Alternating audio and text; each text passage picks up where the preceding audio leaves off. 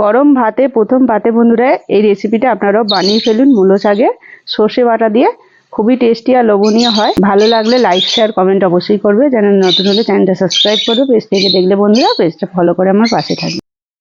মূলো শাক ভাজা আপনারা অনেকেই খেয়েছেন বন্ধুরা। আজকে আপনাদেরকে দেখাবো সর্ষে বাটা দিয়ে মূলো শাকের রেসিপি।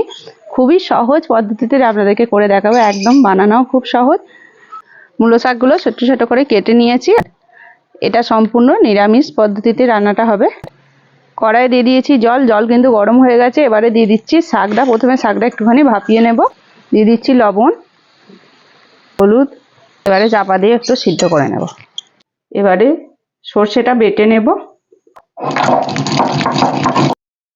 মূলো শাকগুলো সিদ্ধ হয়ে গেছে। এবার একটা ঝাঁঝরিতে আমি ঢেলে দেব।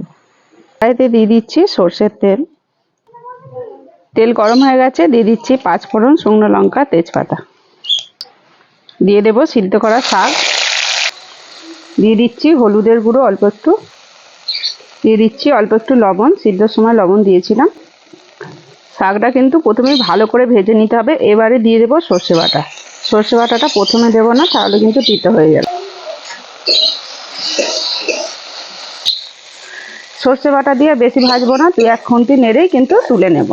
দেখুন খুব সুন্দরভাবে রেডি হয়ে গেল। প্রথম ভাতে গরম ভাতে খুব সুন্দর লাগবে।